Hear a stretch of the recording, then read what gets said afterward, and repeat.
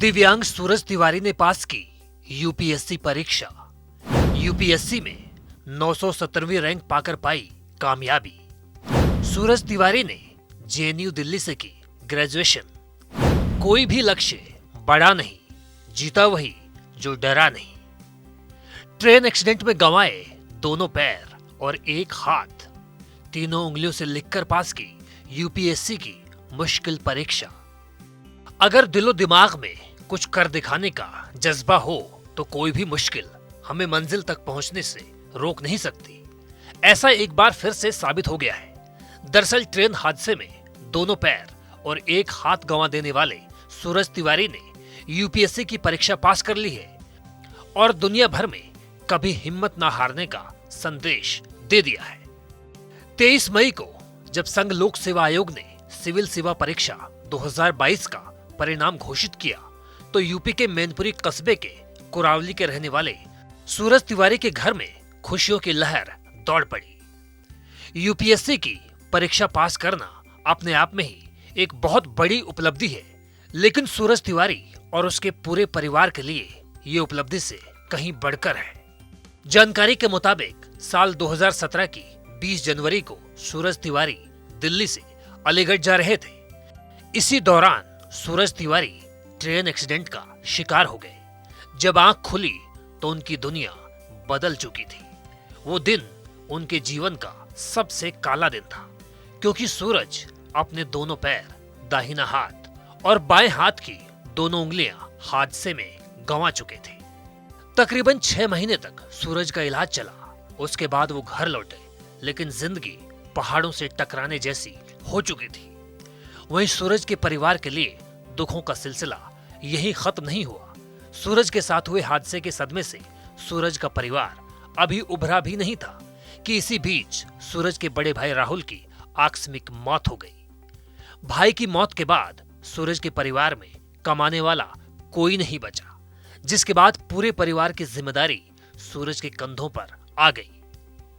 सूरज हादसे से पहले एक मोबाइल कंपनी में काम करते थे, इसलिए उसने अपने हुनर का इस्तेमाल किया और युवाओं को मोबाइल बनाने की तकनीक सिखानी शुरू कर दी, जिससे उनका घर चलने लगा।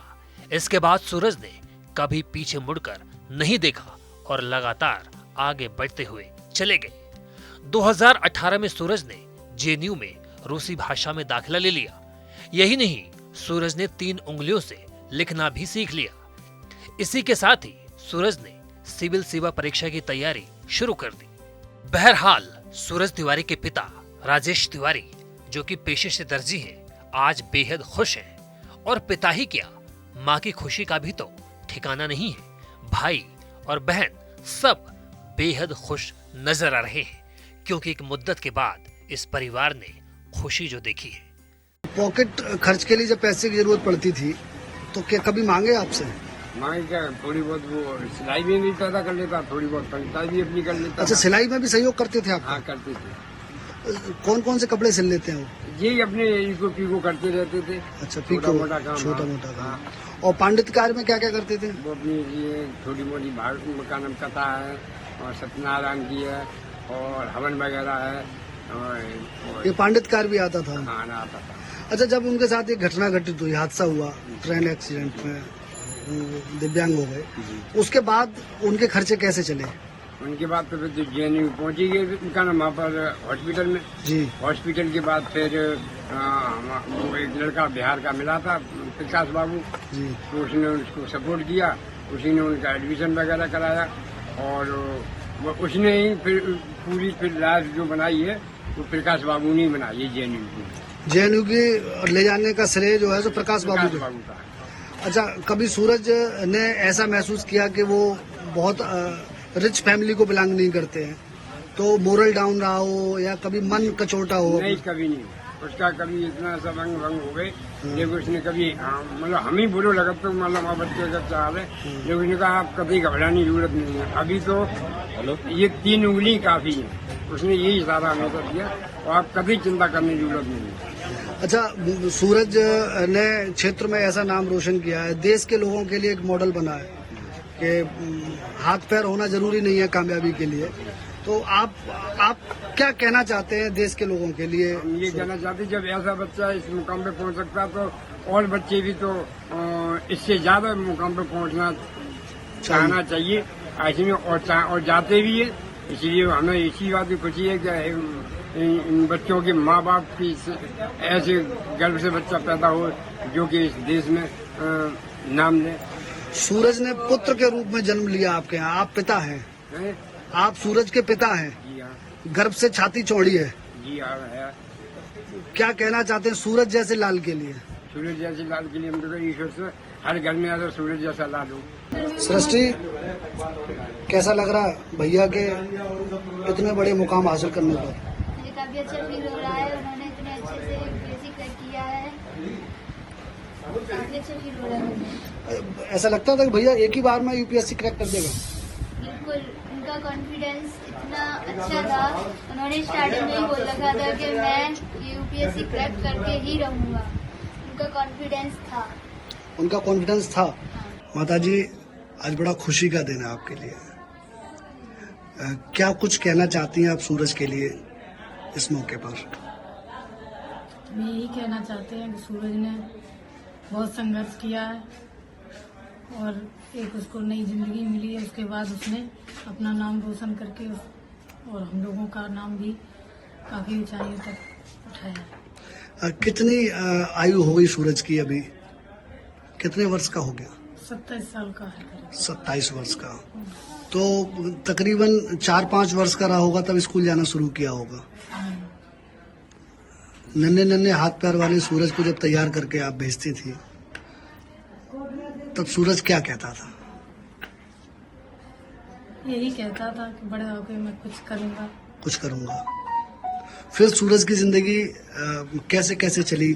कहाँ पर पढ़ाई हुई उसकी बचपन में? शुरू में तो यही कुरावली पढ़ा है जी, 8 तक। फिर उसके बाद में 4 साल मैंट्री पढ़ा, फिर उसके बाद में जेएनयू। इंटर के बाद में तो उसके साथ यह हादसा हो गया था, एक्सीडेंट वगैरह। उसके बाद फिर जेएनयू में तैयारी की है 5 साल से, और बीए किया है रशियन भाषा से, और एमए चल रहा है, आखिरी सेमेस्टर है, ये भी कंप्लीट हो जाएगा।